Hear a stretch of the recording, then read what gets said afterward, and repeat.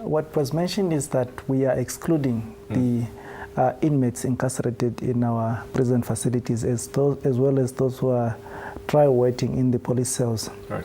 However, we want to make it very much clear to the nation that as a commission, we have engaged before the actual deployment and the actual commencement of the general registration of voters, engaged with prison authorities, the police authorities, right, in order to allow us to have access to their facilities to register the incarcerated inmates as well as those who are trial awaiting in prisons, in police cells across the country. We have established registration points at these facilities. For example, we have established a registration facility at the Vindu Correctional Facility. Okay. And that was one of the areas or facilities that we operated from the 3rd of June. And then as we move on, because these are mobile registration points that we have established there, right, due to the population sizes actually. So as we are going on and as we are rolling out the general registration of voters, we have on record covered the 13 prisons, and we are still continuing to register these inmates in the prisons. And in addition to that, we have also, as we are drawing closer to the end of the registration period, yep, we are assessing the overall registration, and in close communication and collaboration with the authorities, we are reinforcing to see where we have not fully covered, and then we are deploying our reinforcement teams to go there. All right. And re-register some of these inmates. Perhaps elaborate more on the relationship that the Electoral Commission has with law enforcement and that of the correctional facilities to ensure that those that are incarcerated or those that are being arrested yes, get the chance to get their voters registration done. Well, you see, it's being a neighbor to the Ministry of Home Affairs, Immigration, Safety and Security does not only serve us an advantage because we are neighbors. Across the road. Yeah, across the road, yeah, actually. But also it serves us a good collaboration in terms of support. We rely on the Namibian police to assist us with our registration process, for example, right, to ensure that law and order is carried out or is adhered to. And in the same vein, we have several discussions with them in terms of how best we can expedite the process of registration or registering eligible Namibians, including those who are incarcerated, because the law requires to register everybody that is eligible to vote.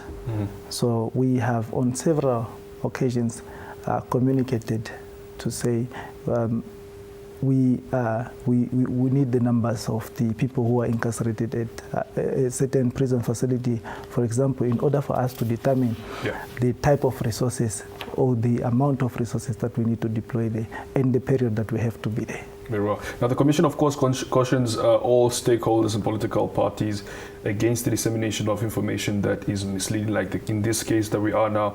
Are there any measures that the ECN will take against, such stakeholders who are having or are putting out misleading information, such as, of course, that of now Namibians that are arrested being denied the access to register?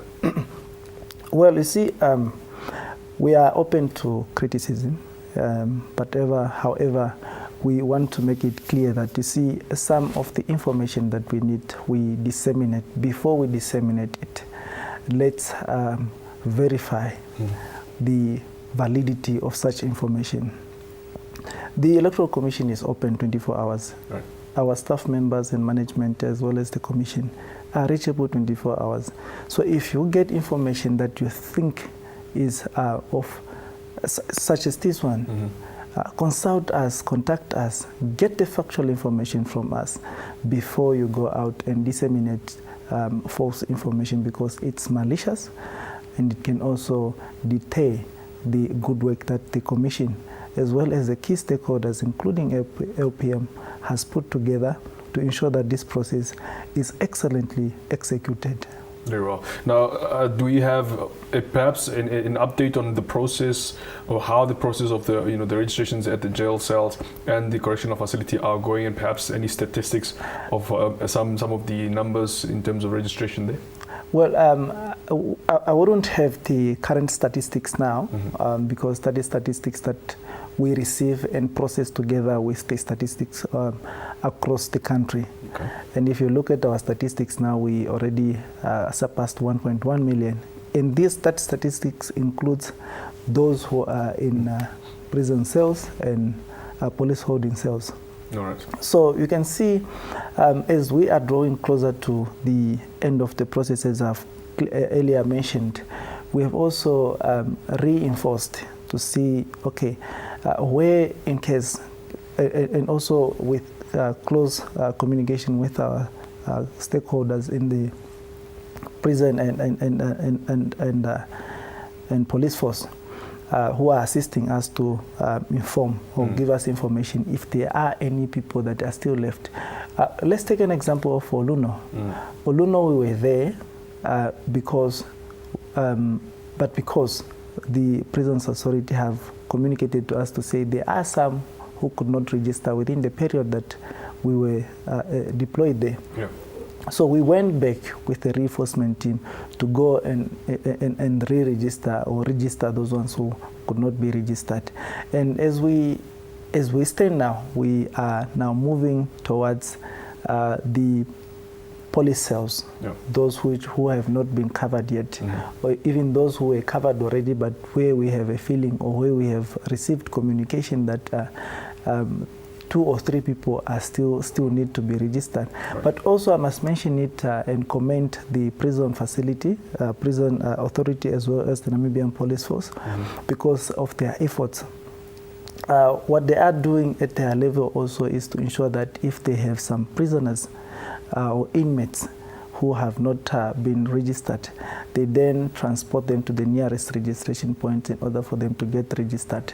And we have seen that really as a good relationship that we have between the institutions. Absolutely. You rightfully mentioned in the beginning that we are, of course, drawing towards the end of the registration period, and it's also made clear that, of course, there will not be any extension according to the ECN. But before we elaborate that, talk to us about the current voter registration process and how it's progressing in the moment in Namibia, in the whole country.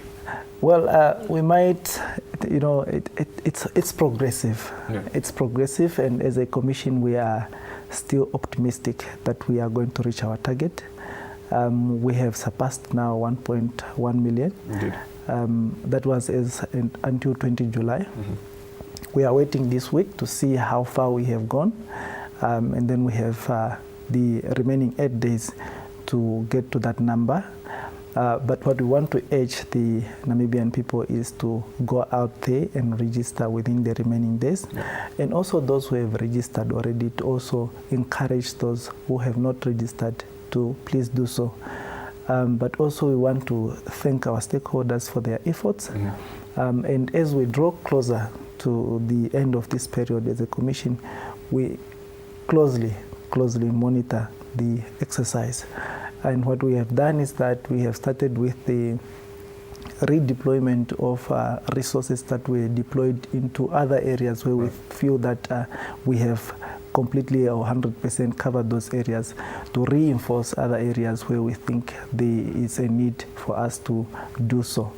So we are quite hopeful with the additional teams that we have established and the additional reinforcement teams that we have established. Absolutely. There are of course still some areas that have recorded some lower registration, participation in some regions. How is the ECN, strategizing that and implementing, to increase voter registration in those areas? Yes, one of the initiatives that we are currently conducting is that where we see that there is lack of knowledge or information thereof in terms of why people must register, and also to entice them to register.